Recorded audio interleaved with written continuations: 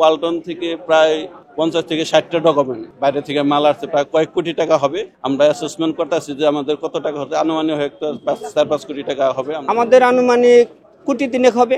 গতকাল যে ঘটনা ঘটছে প্রায় 1:30টার দিকে এখানে আগুনের সূত্রপাত ঘটে। মেবি একটা ওয়ার্কশপের মাধ্যম থেকে আগুনের সূত্রপাত ঘটে। ওই ওয়ার্কশপে প্রায় 1 ঘন্টার মতো ছিল আগুনটা। পরে ফায়ার সার্ভিস, এখানে সিভিল কর্তৃপক্ষ আসে। প্রায় এখানে ঢোকার পরিস্থিতি ছিল না, গেটে তালা ছিল, এক পর্যায়ে ঢুকতে দিছিল না এখানকার কর্তৃপক্ষ। পরে প্রায় গেট ভেঙে ভিতরে ঢুকে ওইখানে 1 ঘন্টার মতো আগুন নিয়ন্ত্রণের চেষ্টা করে। আমার জানা মতে এই দিক থেকে যে 1 ঘন্টার মধ্যে প্রায় 7 ঘন্টা আগুনের লেলিহাল ছিল।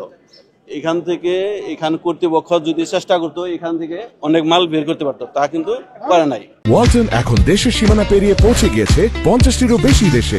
ওয়ালটন, ঘরে ঘরে, বিশ্বজুড়ে। এটা বলছে যে আইনের কারণে তারা গেট সিলগালা করে থাকে, তারা গেট খুলতে পারবে না, যার কারণে কারো ঢুকতে দেয় নাই, আর মালামাল বের করার কোনো চেষ্টা করে নাই।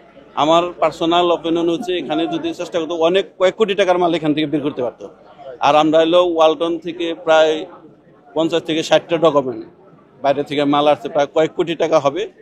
আমরা অ্যাসেসমেন্ট করতেছি যে আমাদের কত টাকা হচ্ছে, আনুমানিক হয়তো 4-5 কোটি টাকা হবে। আমরা থানার চেষ্টা করতেছি সব ডকুমেন্ট দিয়ে জিডি করার জন্য, ইন্স্যুরেন্সে জানানো হয়েছে। আর এখানকার কর্তৃপক্ষের কাছে আমাদের দাবি এই সঠিক অ্যাসেসমেন্ট করে যার যা ক্ষতিপূরণ হয়েছে তাদের কিছু হলেও যাতে তারা ক্ষতিপূরণ দেয়।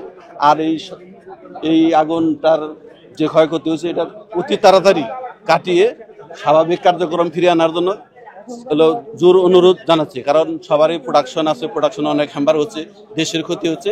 আমি আবারও জোর দাবি জানাচ্ছি এখানকার কর্তৃপক্ষের কাছে অতি দ্রুত এটা কাটিয়ে উঠে স্বাভাবিক কার্যক্রম ফিরে আনার জন্য। ধন্যবাদ। আমাদের প্রোডাক্ট ছিল বাইরে থেকে যত এসি, তারপরে টেলিভিশন, এগুলো শত স্পেয়ার পার্টস, র মেটেরিয়াল ছিল, এগুলো আমাদের প্রতিদিন লাগে। আমাদের প্রোডাকশন আপাতত বন্ধ আছে, তাই আবার অনুরোধ জানাচ্ছি কর্তৃপক্ষের কাছে আমাদের প্রোডাকশন যাতে দ্রুত চালু হয়, এখানে কার্যক্রম স্বাভাবিক রাখার জন্য। Thank you.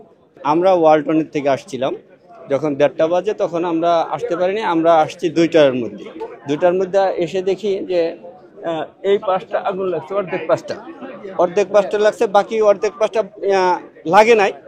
কিন্তু আমরা যখন আসি তখন দেখি অর্ধেক পাঁচটা লেগে গেছে, বাকিটা লাগে নাই।